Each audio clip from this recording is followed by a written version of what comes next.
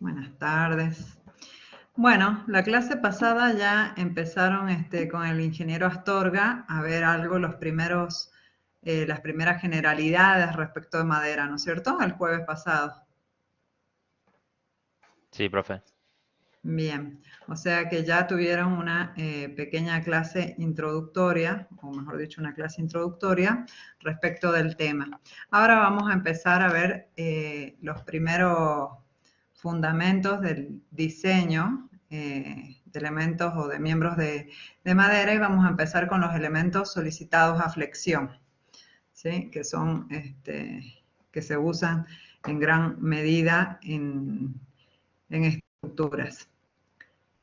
Bien, la norma que se encarga de reglamentar todo lo referido al diseño de elementos de madera es la CIRSOC 601. Ustedes ahí tienen acceso a través de la plataforma para descargarla, si es que no la han descargado todavía.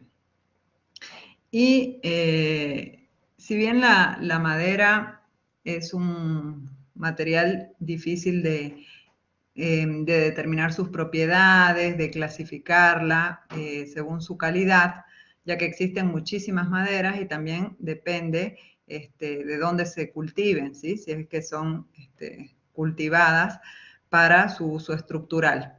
En principio, lo que la norma fomenta, digamos, es el uso de maderas que sean plantadas, o sea, de árboles que sean plantados para ser usados específicamente como elementos estructurales, ¿sí? Esto es para evitar la deforestación o el uso de especies que crecen más lento. Dentro de las posibilidades que tenemos, que ustedes ya seguramente habían visto, con el ingeniero Astorga, las que tratan la norma específicamente son las referidas a madera cerrada. Vamos a empezar otra vez a hacer líneas acá porque no se puede ver el puntero. ¿Cómo hacíamos con este? Sí, ahí. Entonces, las que trata referidas a madera cerrada, a madera laminada encolada. ¿Cuál es la diferencia entre la madera cerrada y la madera laminada encolada?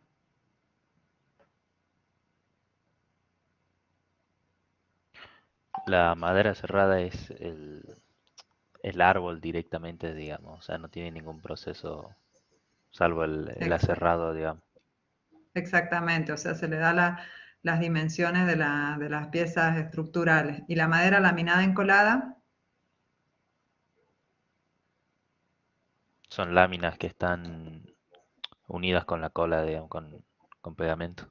Claro, son pedacitos entonces de láminas más grandes que se eligen las mejores partes, que no tengan ojos, que no tengan ninguna falla y que se van uniendo, se van encolando. Esto lo que nos permite es tener elementos estructurales de mayor luz, ¿sí? Porque con la madera cerrada tenemos ciertas limitaciones al tamaño del árbol que se esté cerrando. En cambio, con la madera laminada encolada podemos hacer elementos de mayor luz y además también se pueden hacer elementos curvos.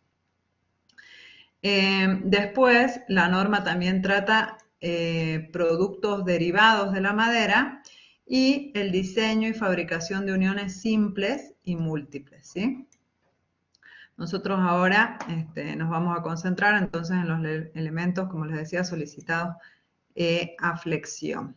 Dentro de los requerimientos generales, lo que se tiene que garantizar es, en primer lugar, la estabilidad y la rigidez de la estructura, ¿sí? Como en cualquier otro caso, ¿sí? Dentro de la rigidez, bueno, lo que tenemos que tener en cuenta es de no superar las deformaciones admisibles. En el caso de la madera, a diferencia del acero, las deformaciones pasan a jugar un papel fundamental a la hora del diseño, porque muchas veces son las que nos definen el diseño, ¿sí? Por otro lado, también debemos garantizar la resistencia, es decir, no exceder las tensiones de diseño ajustadas. Ya vamos a ver lo que son las tensiones de diseño ajustadas. Después, el diseño y la ejecución de obra, bueno, tiene que estar hecha dentro de lo posible por personas capacitadas y con experiencia. Se deben usar materiales de buena calidad, ¿sí? Cuando nosotros elegimos la madera que vamos a usar para una estructura, bueno, ustedes vieron con el ingeniero que se la puede clasificar según la cantidad de ojos que tiene, según el tratamiento que tiene, según los defectos que pueda llegar a tener. Bueno, dentro de lo posible tenemos que elegir materiales de buena calidad. Después hay que tener mucho cuidado en el manipuleo de la manipulación de la madera. Cuando la tenemos estacionada por un tiempo, tenemos que hacerlo de una forma adecuada. Fíjense en la foto, está ahí todas las tablas de madera amontonadas una arriba de otra y puestas directamente sobre el suelo, ¿sí? Y no tiene ninguna protección contra la humedad, ni de la humedad que viene por debajo del suelo, ni de la que viene por arriba. O sea, lo correcto sería, en primer lugar, separarla del suelo y, en segundo lugar, separar las tablas entre sí con separadores intermedios, cosa de que tengan una buena ventilación. Además que si están sometidas a procesos de secado y humedad intermitente, eso hace también que se produzcan deformaciones en la madera que después no se pueden quitar. Otra cosa que hay que tener en cuenta es el tipo de protección que se le va a dar contra el ataque de hongos e insectos, que la madera es bastante propensa a estos ataques. Ya algo habrán visto con el ingeniero cómo se puede prevenir o cómo se puede tratar la madera para evitarlo. Y después, dentro ya del diseño estructural o de las piezas que se van a usar de madera, hay que tratar de evitar el contacto con el agua, ¿sí? Entonces, la madera siempre tiene que estar protegida de tal forma que no se produzcan acumulaciones de agua en ningún lado, porque eso seguramente va a terminar en un deterioro de la misma. Bien. ¿Cómo está dividida la norma? Como para que ustedes se den una idea de cuáles son los capítulos que tienen que consultar o cómo manejarse dentro de la norma para encontrar lo que necesitan para el diseño, ¿sí? La norma está dividida en primer lugar en dos partes. Tienen por un lado los capítulos y por otro lado los suplementos, ¿sí? En los capítulos, en el primer capítulo tienen todo lo referido a los requerimientos generales para el diseño estructural, que es un poquito lo que vamos hablando de forma general. En el capítulo 2 tienen todo lo referido a los valores de diseño. El diseño de madera entonces se va a basar en tensiones admisibles, no lo vamos a hacer por el método de reducción de resistencia y mayoración de cargas, como es en el caso de estructuras metálicas, sino que lo vamos a hacer por tensiones admisibles. Nada más que los nombres que vamos a usar no son directamente tensiones admisibles, sino que nos vamos a referir a tensiones de diseño de referencia, o cualquier valor del que hablemos de referencia, ¿sí? En este caso tensiones, la vamos a denominar con la letra F, no va a llevar apóstrofe, como podemos ver acá, y nos vamos a referir a tensiones de diseño ajustadas, ¿sí? Que son estas de acá. Las tensiones de diseño ajustadas se consiguen multiplicando las tensiones de diseño de referencia por todos los factores o coeficientes de ajuste que sean necesarios, ¿sí? Entonces vamos por partes. Estas tensiones de referencia se las da como dato directamente la norma en los suplementos, ¿sí? En estos suplementos que tenemos acá abajo. Y dependen de la madera que estemos analizando, ¿sí?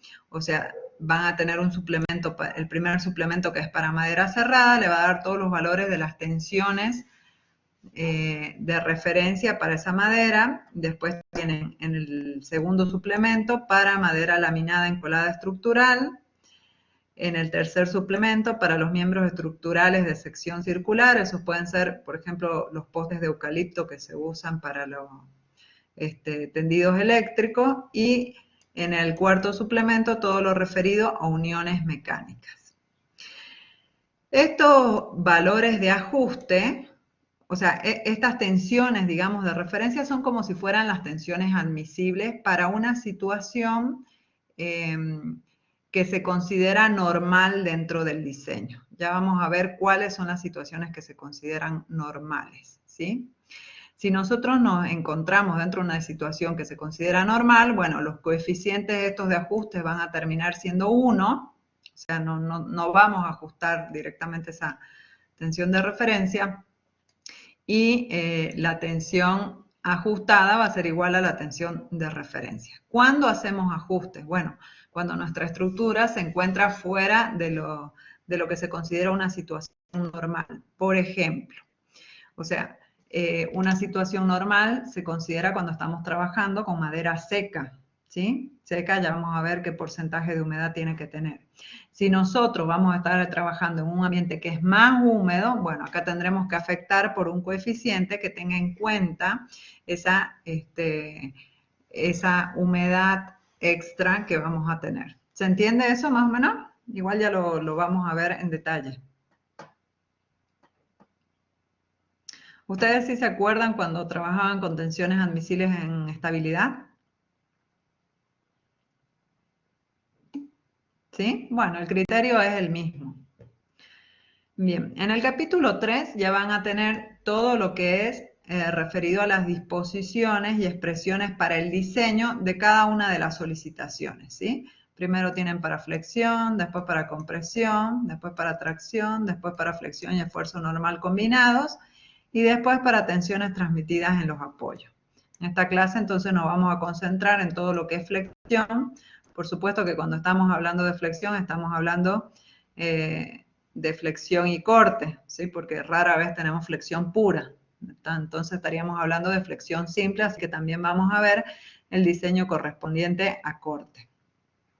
Después en el capítulo 4 tienen todo lo referido a diseño de los miembros estructurales de madera cerrada. Acá ya específicamente se define cuáles son los factores de ajuste que se deben usar en el caso de madera cerrada, y a continuación los siguientes capítulos es lo mismo, pero para madera laminada encolada, para miembros estructurales de sección transversal circular, como les decía, por ejemplo, los postes de luz, y en el capítulo 7 para elementos estructurales prefabricados de madera compuesta y de tableros.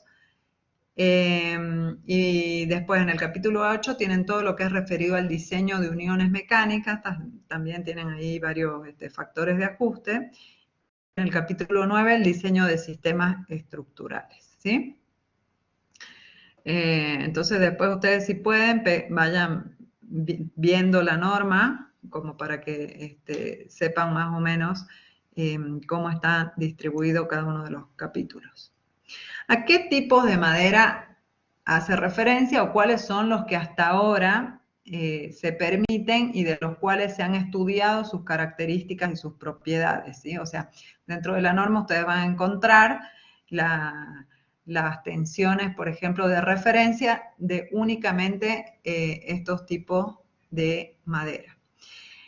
Para empezar, tienen que saber que se clasifican según una combinación entre la especie y la procedencia. O sea, no es suficiente que yo diga que voy a trabajar con pino, sino que tengo que saber pino de dónde, ¿sí? Entonces, el reglamento distingue entre pino Paraná, proveniente de la provincia de Misiones, eucalipto, acá no sé por qué dice eucalipto grandis, que es de Entre Ríos, Corrientes y Misiones. Después también tienen pino taeda y elioti del noreste argentino, y álamo del delta del río Paraná, ¿sí? Entonces, las propiedades que ustedes necesitan para el diseño, en la norma van a encontrar únicamente de estos 4 tipos de madera, como les dije, para fomentar las especies de rápido crecimiento y evitar la deforestación.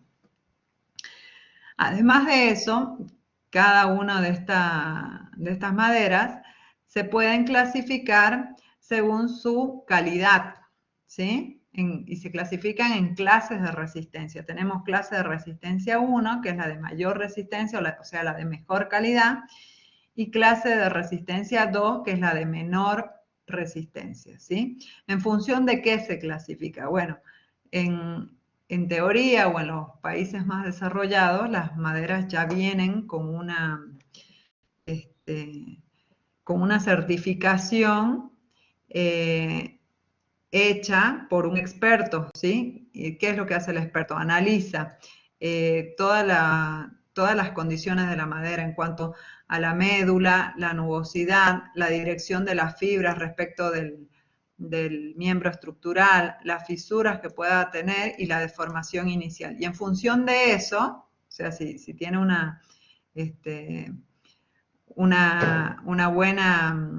buen comportamiento, por ejemplo, si tiene pocas fisuras o no tiene deformación inicial, o la dirección de las fibras respecto del eje longitudinal de la pieza es coincidente, no forma ningún ángulo, entonces, bueno, estaremos entrando dentro de la clase 1, ¿sí? Entonces, cuando ustedes vayan a sacar las tensiones de referencia para el diseño, entonces la clase 1 se van a dar cuenta que tiene mayores tensiones de referencia que las de la clase 2, ¿sí? Ustedes ahí en las tablas se van a fijar que tienen esa distinción entre una y otra. Bien, como vamos a trabajar con tensiones admisibles, entonces también vamos a trabajar con combinaciones de carga en servicio. Y las combinaciones de carga que vamos a usar son las mismas del 301, o sea, las mismas que usábamos en estructuras metálicas para la determinación de las deformaciones, ¿sí? Que son estas que tenemos acá. Después, si las comparan, van a ver que son iguales.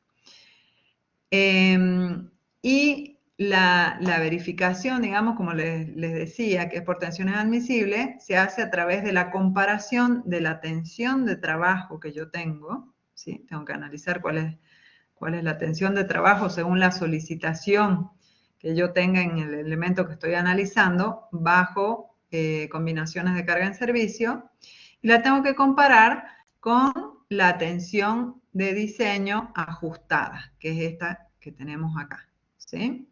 La tensión de trabajo es fácil de determinar porque esa la podemos determinar a través del análisis estructural, ¿sí? Las tensiones de referencia, como les decía, son como las tensiones admisibles para situaciones usuales estructurales, ¿sí? Esas las van a encontrar en los suplementos, dependiendo, entonces tienen que elegir el suplemento dependiendo el tipo de madera que tienen, si es aserrada, si es laminada encolada, etcétera, o si están haciendo uniones. Los coeficientes de ajuste los van a encontrar en los capítulos, como les decía, a partir del capítulo 3, ¿sí? Y multiplicando entonces la tensión de referencia por los coeficientes de ajuste, vamos a tener la tensión de diseño ajustada. Bueno, veamos entonces, en el caso específico de flexión,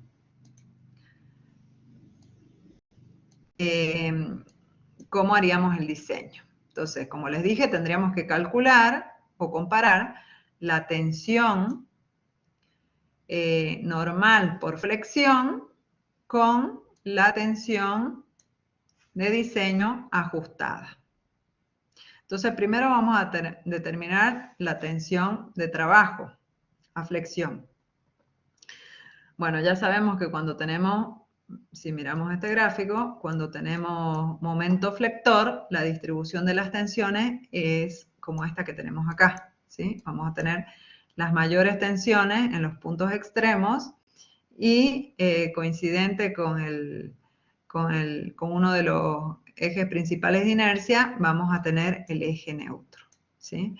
Entonces, lo que tenemos que hacer es elegir la sección en la cual tenemos el mayor momento flector en nuestra estructura para determinar cuánto vale la tensión máxima, ¿sí?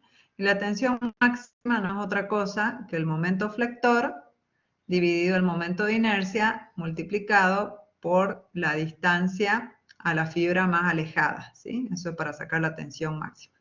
¿Se acuerdan de estabilidad, cierto?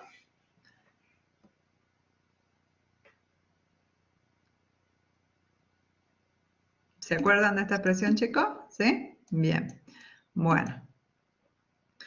En el caso de secciones rectangulares, el momento de inercia, ¿cuánto vale?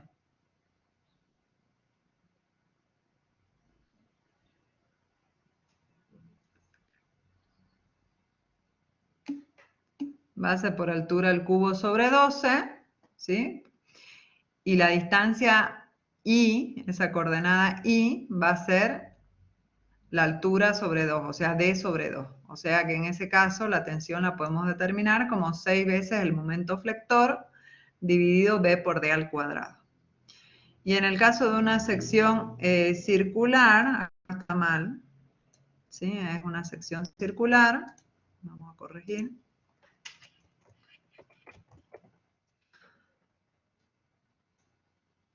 Bueno, ahí no sé si se alcanza a ver. En el caso de una sección circular, es 32 veces el momento flector dividido pi por diámetro al cubo. Después, si quieren, pueden buscar cuánto es el momento de inercia. Entonces, determinar la tensión de trabajo no es nada complicado. Veamos ahora cómo determinamos la tensión de diseño ajustada, ¿sí? Que es la tensión con la que la tenemos que comparar. Para eso, primero tenemos que saber cuáles son los coeficientes de ajuste que vamos a usar.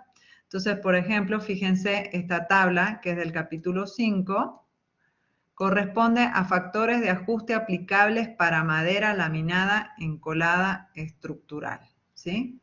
Entonces, fíjense, para cada una de las solicitaciones, por ejemplo, para flexión, les dice que la tensión de diseño ajustada, que es esta que tengo acá con el apóstrofe, es igual a la tensión de diseño de referencia, que es esta que tengo acá, multiplicada por todos estos coeficientes de ajuste que tenemos acá, todos estos de acá, ¿sí?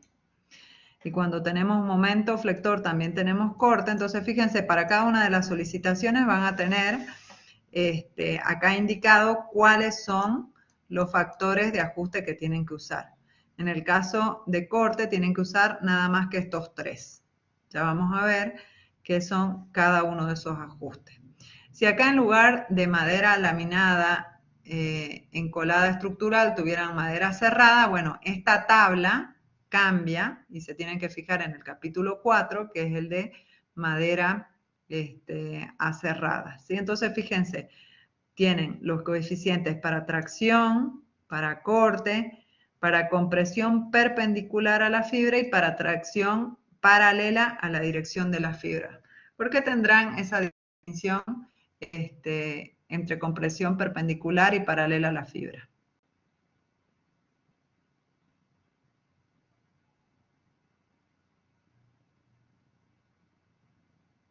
¿Qué pasa con la madera?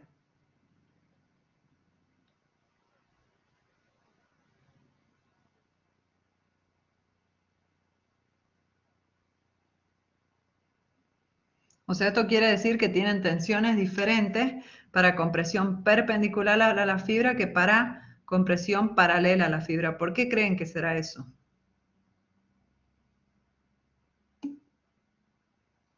¿Y qué pasa con la fibra? ¿En el acero se da eso, esa situación? Actúan de distintas formas. ¿Qué quiere decir? ¿Que es un material de qué tipo? Exactamente.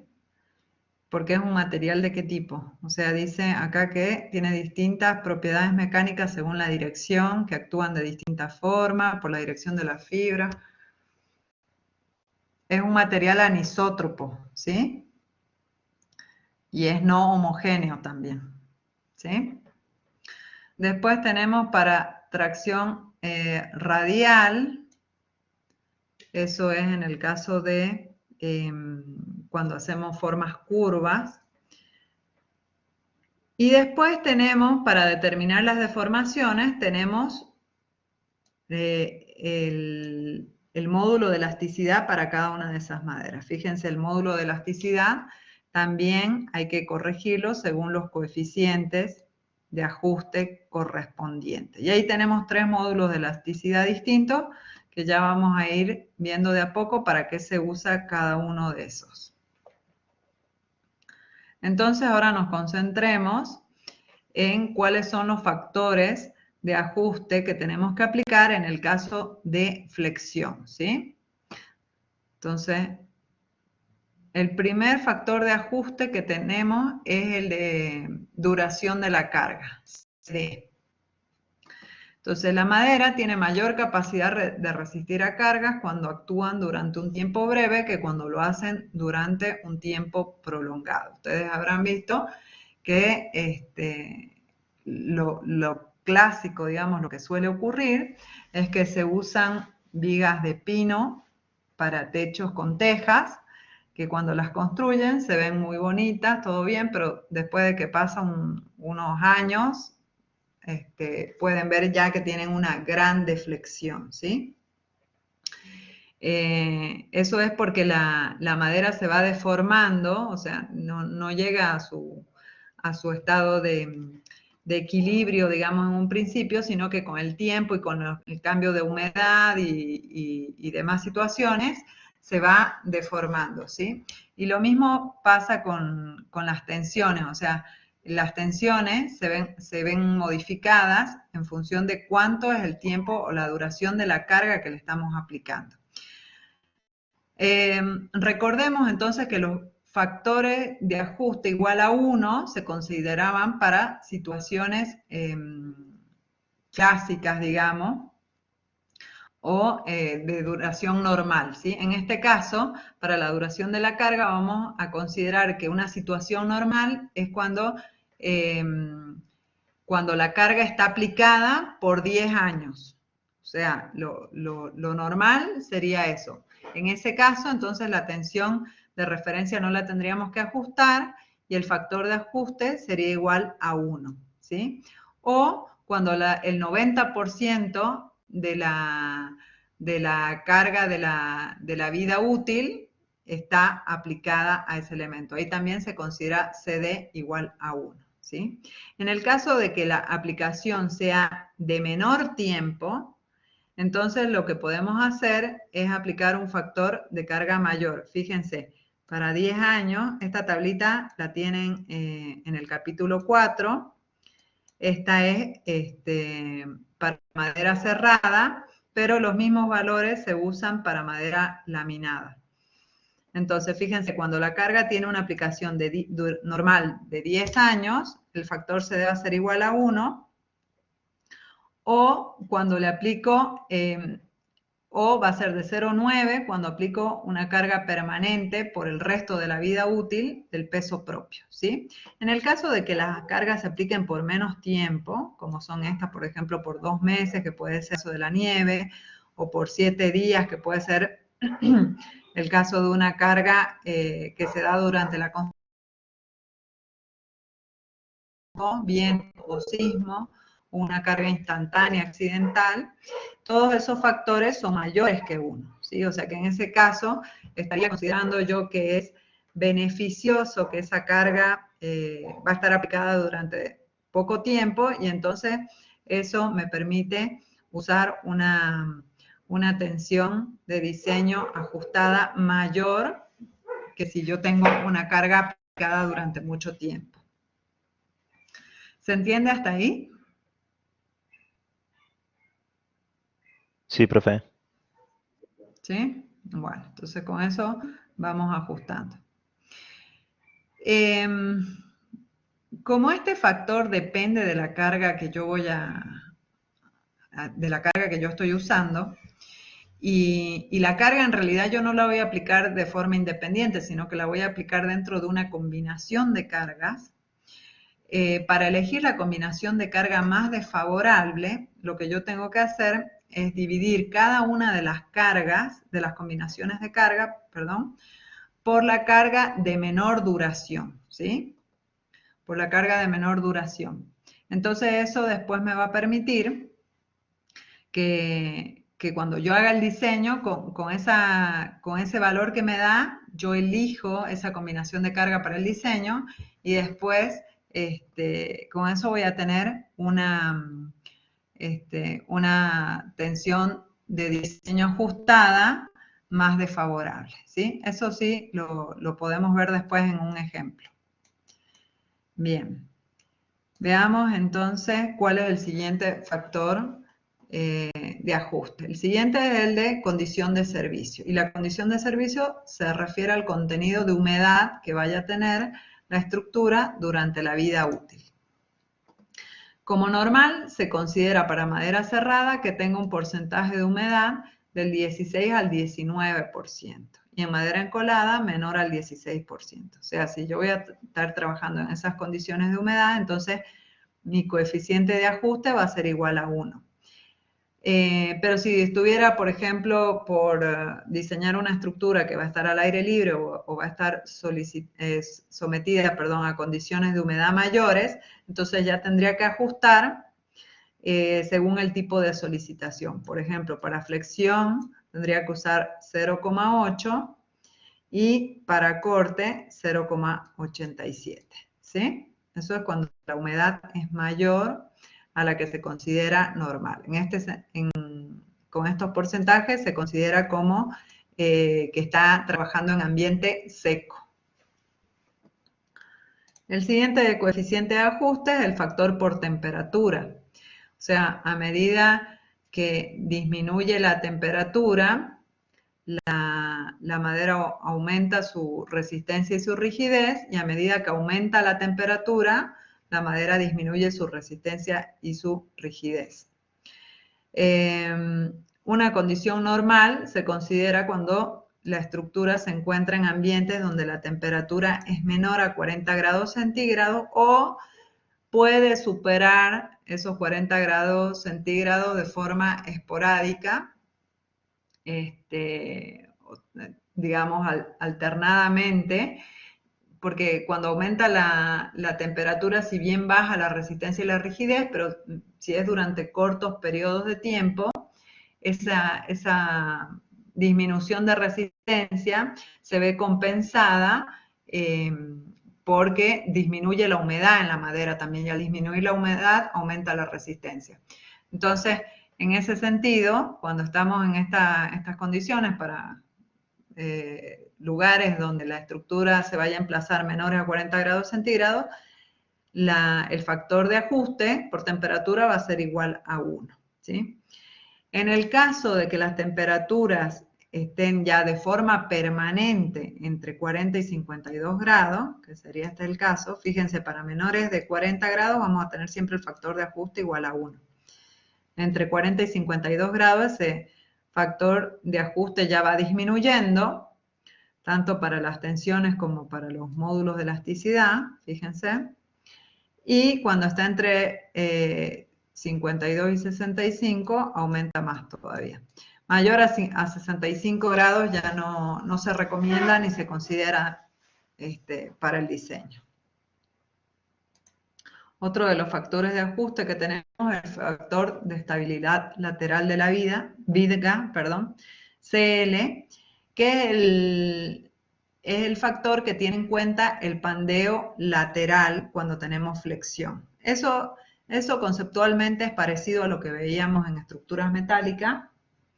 Y recordemos entonces que cuando la flexión se daba alrededor del eje de menor momento de inercia, como sería este caso, directamente no teníamos que verificar al pandeo lateral torsional, ¿sí? Entonces, por eso, en ese caso, el factor de ajuste es 1. A su vez, de todas formas, para relaciones de D sobre H entre 1 y 2, sería este el caso, ¿sí? También el coeficiente de pandeo, de ajuste por pandeo lateral va a ser 1, pero siempre y cuando nosotros en los extremos tengamos restringido el desplazamiento y el giro, ¿sí? Porque si no, lo mismo se produce pandeo. Y a medida que vamos aumentando la altura, fíjense, ya para relaciones de D sobre H entre 2 y 5 o entre 5 y 6, que es el caso que tenemos abajo, las exigencias son cada vez mayores, ¿sí? En el caso intermedio entre 2 y 5, lo que se pide es que además de que los extremos estén impedidos al desplazamiento y a la rotación, también se debe mantener ariostrada en toda la longitud el borde comprimido, ¿sí? Entonces, si nosotros tenemos una viga de este tipo, donde la altura es mayor a 2 veces el ancho, entonces de alguna forma nosotros tenemos que poner algún elemento que restrinja el pandeo lateral, o sea, que restrinja el movimiento del borde comprimido, ¿sí? Y en este caso, bueno, las exigencias son todavía mayores. Bueno, dentro de las recomendaciones siempre está que no caigamos en esa situación, ¿sí? Que como mucho adoptemos, o sea, entremos en esta de acá arriba, que como mucho adoptemos una altura igual a 2 veces el ancho. Entonces, de esa forma, se nos hace más sencillo el diseño y adoptamos directamente el factor de ajuste igual a 1. Pero si eso no fuera posible por algún motivo, por una condición del proyecto, entonces lo que tenemos que hacer sí es calcular el factor de ajuste por estabilidad lateral y lo hacemos a través de esta fórmula que tenemos acá, que parece un poco complicada, pero en realidad no lo es tanto.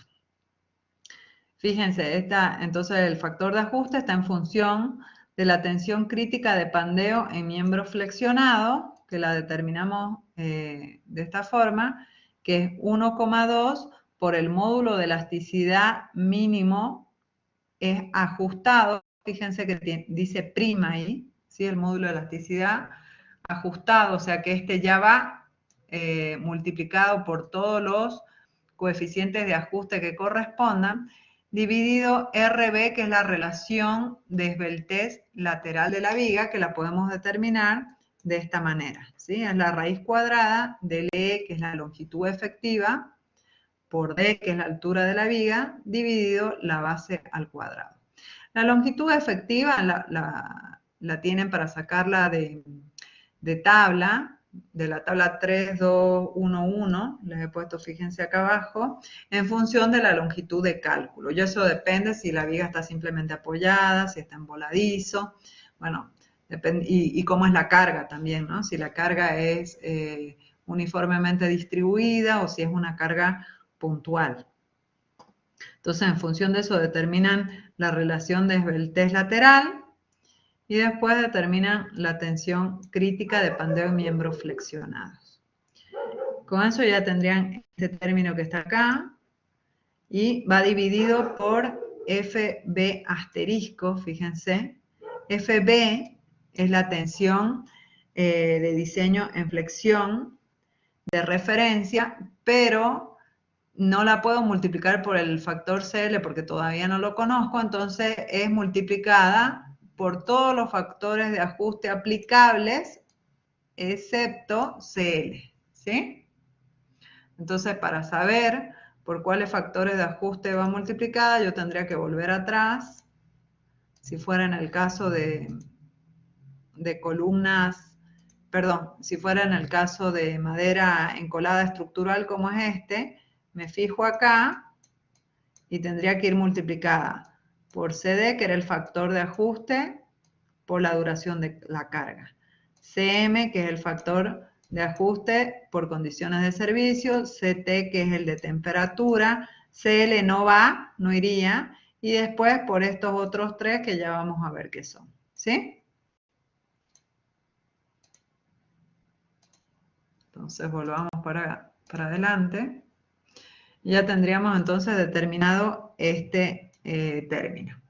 Bueno, y con eso Ya los otros se repiten, fíjense que acá tengo FBE de vuelta, FB asterisco de vuelta, todo eso elevado al cuadrado, y acá otra vez en función de FB y FB asterisco, ¿sí? De esta forma determino entonces el coeficiente de estabilidad lateral de la viga.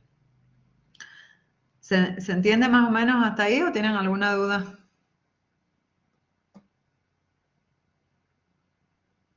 Se entiende todo. Bueno, veamos entonces ahora qué otros factores tenemos. Tenemos el factor de forma, este es únicamente para madera cerrada. Si ustedes se fijan en la tablita donde les dice qué factores aplicar, no va a aparecer para madera encolada. El factor de forma tiene en cuenta la escuadría de la viga, ¿sí? Y las tensiones de referencia se determinaron para vigas que en flexión tienen una escuadría de una altura de 150 milímetros, y para elementos en tracción que la dimensión mayor transversal es igual a 150 milímetros, ¿sí? O sea que si el elemento estructural que nosotros estamos calculando coincide con esas dimensiones, entonces el coeficiente de forma va a ser 1. Pero si no coincide, que es lo más probable, entonces yo voy a tener que hacer un ajuste por coeficiente de forma, según esta fórmula, donde D es la altura de la sección sometida a flexión o la mayor dimensión transversal de una sección sometida a tracción paralela a las fibras expresada en milímetros. Y no puedo adoptar un coeficiente mayor a 1,3, ¿sí? Entonces, según las dimensiones de la viga, fíjense, si D es igual a 150, este primer término me queda igual a 1 elevado a la 0,2, que me da 1. Y a medida que voy aumentando el D, mientras mayor sea el D, este término va a ser menor, ¿sí? Y a medida que disminuyo el D, o sea, para D menores, puede ser que me dé mayor. Por eso está limitado por este valor de 1,3. El coeficiente es similar, pero para madera laminada es el coeficiente, es el factor de volumen, o sea, el que tiene en cuenta la escuadría en madera laminada es el factor de volumen. Y se consideran condiciones normales, entonces, cuando estamos hablando de elementos que tienen una altura de 600 milímetros en flexión y un ancho de 150 milímetros. Si las dimensiones entonces de la pieza que estamos calculando no coincide con esas medidas, entonces ese factor CB es distinto de 1, ¿sí? Si coincide es igual a 1 y si no coincide lo tenemos que ajustar según esta fórmula que tenemos acá, ¿sí? Que tiene en cuenta el D y el B reales. Y ese valor no puede superar el valor de 1,1, ese factor. D es la altura en milímetros y B es el ancho de una sección sometida a flexión en milímetros. Otro de los coeficientes, este también es únicamente para madera laminada, es el que tiene en cuenta la curvatura del miembro, ¿sí? Fíjense qué bonita esta imagen. Con la madera laminada es posible darle forma a las vigas o a los tirantes, pero en función de eso, bueno, tenemos que hacer un ajuste de las tensiones o de los módulos de elasticidad. Entonces, en zonas curvas de miembros sometidos a flexión, la tensión de diseño de referencia FB, debe ser multiplicada por el factor de curvatura, que lo determinamos de esta forma, ¿sí? Está en función del radio de la curvatura y de T, que es el espesor de la lámina que estamos curvando. Después tenemos el factor de distribución lateral de cargas, CR, que este sí se usa tanto en madera aserrada como en madera encolada. Y ese lo que tiene en cuenta es que si nosotros tenemos varios elementos estructurales, que se encuentran equidistantes, que son todos iguales y se encuentran equidistantes, y si llegamos a tener algún sistema que los vincule entre sí y que nos asegure que la distribución de las cargas, o sea, cuando estoy hablando, por ejemplo, de pandeo lateral, se pueda distribuir entre todos los elementos, sería como tener un entrepiso de madera. Entonces, en ese caso se considera beneficioso tener un emparrillado y por lo tanto podemos mayorar las tensiones de referencia usando este factor de distribución lateral CR igual a 1,10. Y en el caso de que tengamos algún tratamiento para la preservación o la protección contra el fuego de la madera, bueno, ahí ya hay que ver de qué forma pueden influir esos tratamientos en las tensiones de referencia, pidiendo información al proveedor o seguramente determinándola, haciendo algún ensayo. Todo esto, todas las propiedades de los materiales y demás se encuentran normalizadas, o sea, la forma de la determinación se encuentra normalizada en las normas IRAM, ¿sí? Entonces, de la misma forma, para maderas que hayan sido tratadas con algún producto químico que pueda alterar esas resistencias ajustadas, bueno, deberían determinarse de qué forma afectan esas tensiones.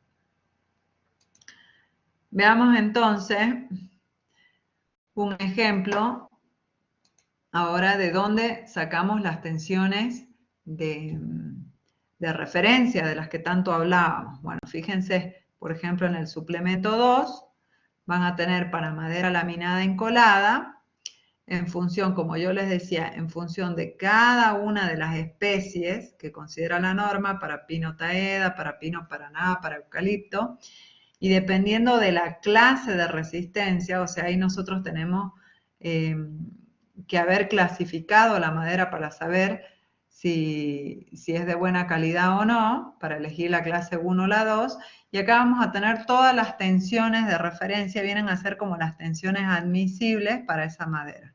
Fíjense que las de la clase 1 son siempre mayores que las de la clase 2, que son de menor resistencia. Y acá tenemos también, como les decía, los módulos de elasticidad que vamos a necesitar para determinar distintas situaciones. Este que está así solito, el módulo de elasticidad medio, ¿sí? Y lo vamos a usar para el cálculo de la deformación instantánea. Y el E005 que tenemos acá, ese es el que corresponde al percentil 95. Quiere decir que el 95% de las piezas cumple con ese módulo de elasticidad. ¿Se acuerdan de la campana de Gauss?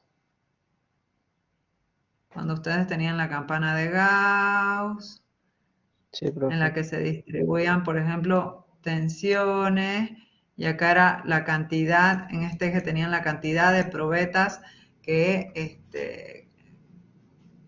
cumplían con esa tensión. Bueno, en este caso sería que el 95% de todas las probetas cumplen con ese módulo de elasticidad. Es un valor más estricto que el primero, que era el valor medio. Y ese cuando lo usamos, bueno, ese es a criterio del proyectista cuando tenemos estructuras en las que no podemos permitirle deformaciones o tienen que ser piezas que se deformen mucho menos porque si no quizá empiezan a trabajar mal o bueno, la deformación ya se nota. Entonces sí, eso depende del proyecto, digamos, el proyectista lo define. Y después el módulo de elasticidad mínimo, ese lo vamos a usar cuando hagamos el diseño de pandeo lateral torsional en viga o de pandeo en columnas, ¿sí? Esos también son de referencia y también tienen que ir multiplicados por los factores de ajuste correspondientes para sacar los de diseño ajustados. Veamos qué pasa entonces con el corte. Bueno, el procedimiento para el diseño del corte es el mismo. Tengo que determinar la tensión de corte de trabajo y compararla con la tensión de corte de diseño ajustada. ¿Cómo sacamos la tensión de corte de trabajo? Bueno, esto también se lo deben acordar de estabilidad, que es el corte por Q es el momento estático de la sección por encima de la fibra en la cual yo estoy determinando la tensión, dividido el momento de inercia y dividido el ancho. En el caso de secciones rectangulares, eso es igual a 3 veces el corte dividido 2 veces el ancho por la altura. ¿Sí? Sabemos que la mayor tensión se da por ejemplo, con una sección rectangular tenemos una distribución de tensiones tangenciales como esta, ¿sí? O sea, acá van a tener el máximo tau, vamos a poner acá, el tau máximo. Entonces, en ese caso, el momento estático que tendríamos que sacar es de la mitad de la sección para arriba, el momento estático de esta parte, ¿sí? Pero eso a modo de repaso de estabilidad. Bueno, puede darse la situación de que tengamos entalladuras, como podemos ver acá. En ese caso vamos a tener una reducción de la capacidad para tomar cortes, porque la altura de la viga, fíjense, el corte mayor generalmente lo tenemos en los apoyos, y por lo tanto si yo reduzco esa altura, ahí voy a tener una reducción también de la capacidad para tomar corte. Y la entalladura se puede dar tanto en la zona traccionada, como es este caso que tengo acá, como en la zona comprimida, como es este caso que tengo acá. En ese caso lo que van a determinar ya no van a ser las tensiones, sino que van a tener un corte de diseño ajustado, ¿sí? Y para cada uno de esos casos, según cómo sea la viga, si es de sección rectangular o circular, van a encontrar las fórmulas ahí en la norma. Entonces, lo que van a determinar es un corte ajustado, de diseño ajustado, que nos va a servir para comparar con el corte que tenemos en esta sección, ¿sí? Del diagrama de corte. En esta sección donde se produzca el corte máximo. Y todo eso depende de cómo sea esta variación también, esa pendiente, o sea, esta longitud del rebaje en función de la altura total y de la altura que nos queda, o en función de cuánto se prolongue la zona de la entalladura en el apoyo, como podemos ver ahí, o acá como podemos ver en este caso. ¿Sí? En función de esos parámetros, E en este caso y DN, van a calcular ese corte de diseño ajustado. Pero el corte máximo no solamente se da en los apoyos cuando tenemos una viga distribuida, sino que también se puede dar, como es este caso, cuando tenemos unión de dos miembros estructurales y en el cual se le aplica ahí una carga, ¿sí? Entonces, ahí fíjense que las fibras longitudinales son las que van a sufrir el corte. Ah, porque acá me había olvidado mencionarles, disculpen, que el corte no lo vamos a ver en esta cara, que en madera ese corte no se verifica porque es perpendicular a las fibras y en ese sentido es más resistente. La falla en realidad se da por las tensiones rasantes que nosotros vamos a tener. Si ustedes recuerdan de estabilidad también, cuando tenemos en una cara corte, en la cara perpendicular, tenemos también tensiones rasantes de corte, ¿sí? Y la falla en madera se da entre medio de esa fibra. O sea, se da en la dirección de las fibras paralelo a la dirección de las fibras en el corte horizontal. No sé si se entendió eso, quedó medio colgado, me había olvidado mencionárselo. ¿Puede repetirlo, profe? Sí. Bien, a ver, que acá cuando pongo para dibujar o algo, me tapa la mitad de la diapositiva. Por eso me olvidé mencionárselo. Ustedes cuando nosotros tenemos corte, por ejemplo, en estructuras metálicas, lo que verificamos, si tenemos una porción de barra, si yo saco, digamos, un elemento, lo que vamos a verificar es el corte en la cara perpendicular, ¿sí? En el caso de la madera, ese corte no es importante porque es perpendicular a la fibra y es la dirección más resistente para la madera, o sea, el corte perpendicular. Pero si recordamos, o sea, como les había mostrado acá, que la distribución de tensiones es máxima en el tramo central, ¿sí? Y yo corto un pedacito de ese tramo central, ahora vamos a hacer con otro color, creo que ese no se ve. Si yo corto un cuadradito de ese tramo central, si yo tengo acá un corte en esta cara, debido a las cargas exteriores, en las caras perpendiculares, por Juraski, se acordarán que voy a tener un corte de este tipo. ¿Sí? ¿Se acuerdan de eso? Sí, profe. Sí, sí, ahora sí. ¿Sí? Sí.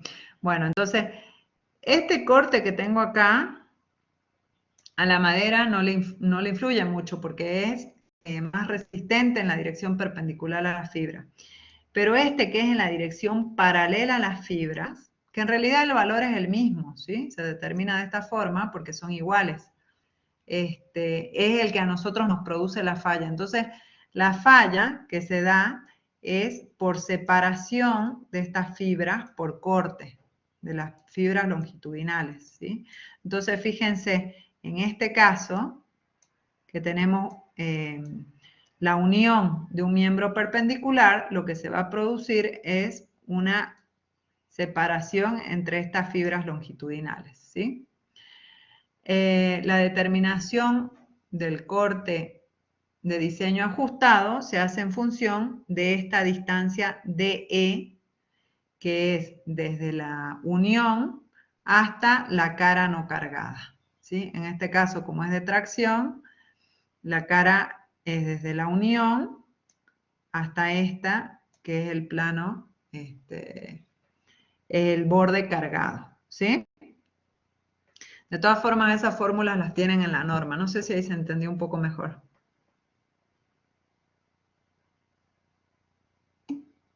¿Sí? Bueno.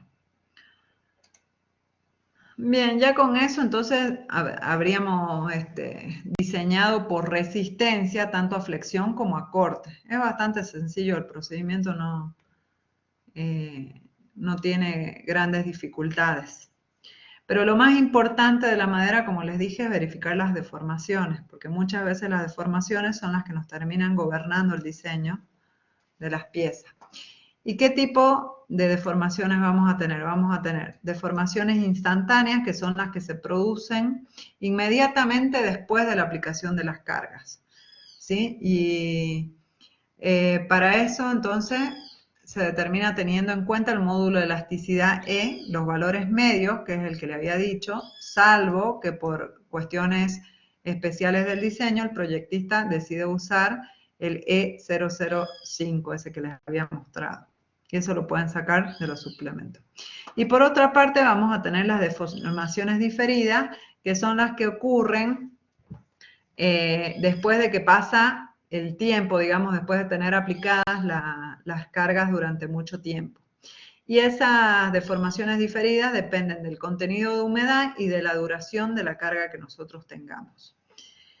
Las deformaciones instantáneas, ya vamos a ver, que se determinan con las cargas de corta duración.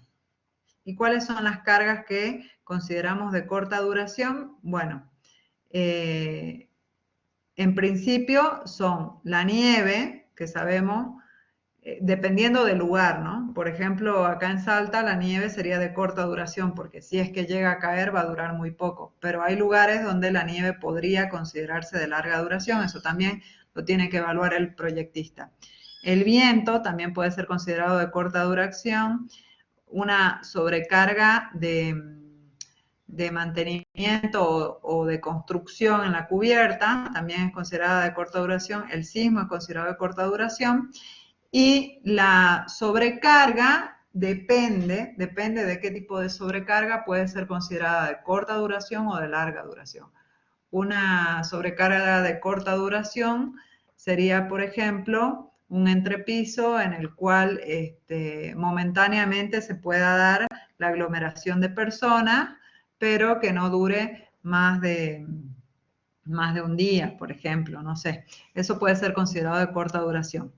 Y las cargas de larga duración son sí o sí el peso propio de la estructura, y las sobrecargas cuando son, por ejemplo, las sobrecargas de un depósito o de una biblioteca, bueno, ahí en ese caso sí ya se van a ser consideradas de larga duración, perdón. Entonces, con eso, con las de corta duración, determinamos las deformaciones instantáneas, ¿sí? Y las deformaciones diferidas son igual a las deformaciones instantáneas multiplicadas por un factor de deformación, que es KCR, que varía entre 1,5 y 3, dependiendo de la humedad y de la duración de la carga, ¿sí? De todas formas, en este caso, las deformaciones instantáneas se considera debido a cargas de larga duración. Y la deformación final es la suma de estas dos deformaciones, o sea, la deformación final neta, debido a las cargas totales, es igual, entonces, a la deformación diferida más la deformación instantánea, ¿sí? Esos valores, entonces, con esto nosotros sacamos cuánto va a ser nuestra deformación neta total, por un lado, y por otro lado tenemos que sacar esta deformación instantánea debido a cargas de corta duración. Y las comparamos, ahí después en la norma van a encontrar en la tabla 3231 que tiene los valores límite. Fíjense, la deformación instantánea la tenemos que comparar, o sea, la que teníamos delta I para corta duración, la tenemos que comparar con estos valores que tenemos acá, ¿sí? Que es la instantánea para cargas vivas. Y tiene que ser, fíjense, por ejemplo, para viviendas y oficinas, tiene que ser menor o igual a la luz dividido 360, para comercio, recreación institucional, tiene que ser menor o igual a 360. Bueno, o en voladizos L sobre 180. En estos dos casos es igual. Y la carga neta, o sea que es la suma de las otras dos, la tenemos que comparar con esta que es la deformación final originada por la totalidad de las cargas, ¿sí? Y acá es L sobre 300, fíjense que acá sí es más estricto, y en el caso de comercio, L sobre 240, ¿sí? Acá también tienen para construcciones rurales L sobre 200, industriales o rurales bajo factor de ocupación. Bueno, en función de eso, entonces, comparamos, y si las deformaciones son menores, nuestro miembro verifica, y si son mayores, entonces nuestro elemento estructural estaría fallando por deformaciones. Y con eso, digamos, ya quedaría diseñado nuestro elemento estructural a flexión. Bueno, con eso hemos terminado. No sé si tienen alguna duda, si se entendió. Ninguna, profe. Bueno, tienen para ver si quieren para consultar en la norma, a ver. En la norma, dejen que me fije. Ah, no la tengo abierta. Pero tienen los ejemplos y no lo tengo ahora a mano, pero tienen un ejemplo ahí a flexión, así que lo pueden ir viendo, lo pueden ir consultando, cosa que si tienen alguna duda, después lo vemos.